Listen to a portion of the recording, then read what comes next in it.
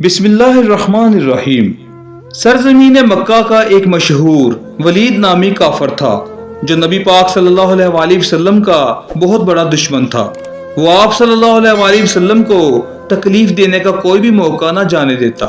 ولید ایک امیر تاجر تھا۔ اس نے اپنے گھر میں ہی سونے کا ایک بڑا بت بنا رکھا تھا جس کی وہ دل و جان سے عبادت کرتا تھا۔ ایک دن وہ بت کی پوجا کرنے میں مصروف تھا کہ اچانک سونے کا بت باتیں کرنے لگا جس کی وہ پوجا کر رہا تھا۔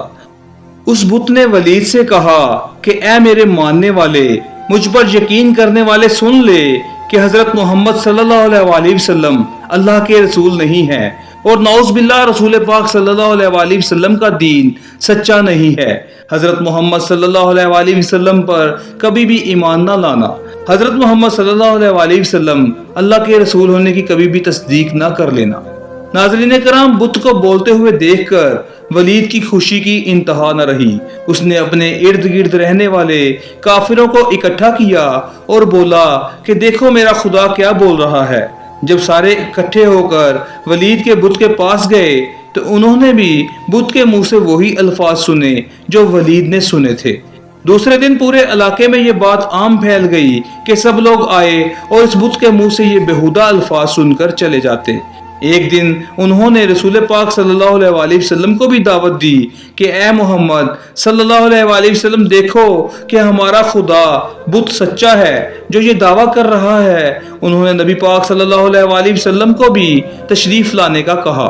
جب نبی پاک صلی اللہ علیہ وآلہ وسلم اس بت کے پاس تشریف لائے، جب حضور پاک صلی اللہ علیہ وآلہ وسلم کو دعوت دی گئی تو ولید نے چالاکی سے سارے مکہ والوں کو بھی ایک میدان میں اکٹھا کیا تاکہ آج بت کے منہ سے یہ الفاظ سب سن لیں، اور پھر محمد صلی اللہ علیہ وآلہ وسلم پر جو ایمان لائے ہیں وہ بھی دوبارہ سے ہمارے خداؤں کو پوجنے لگے۔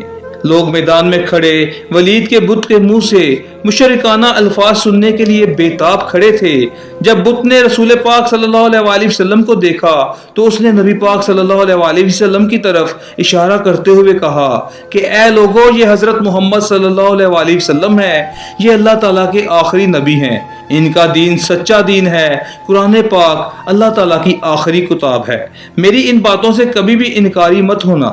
اگر تم ان باتوں سے انکاری ہو گئے تو تمہارے لیے اللہ تعالیٰ نے جہنم میں سخت عذاب تیار کر رکھا ہے۔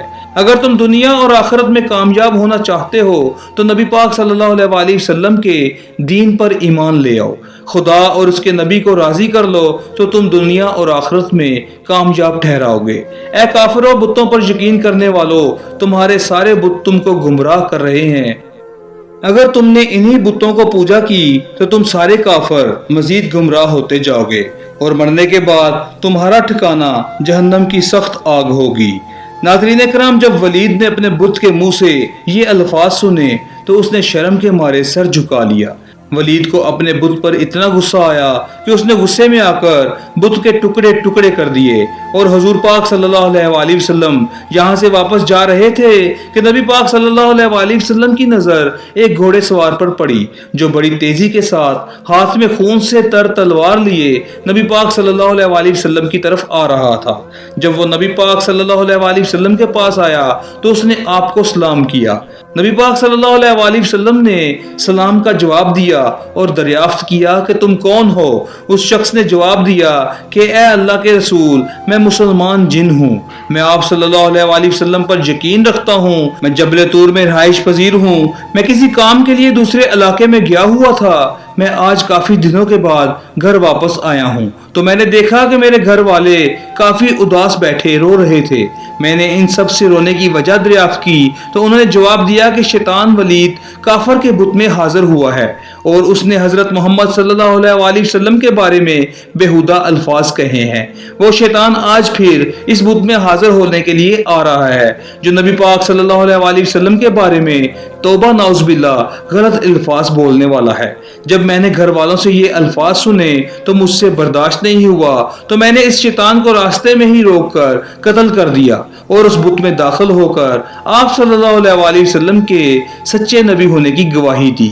یہ جو کچھ بولا تھا سب کچھ میں نے ہی بولا تھا۔ مسلمان جن کی یہ بات سن کر حضور پاک صلی اللہ علیہ وآلہ وسلم بہت خوش ہوئے اور اس جن کے لیے اللہ تعالیٰ سے مغفرت کی دعا کی۔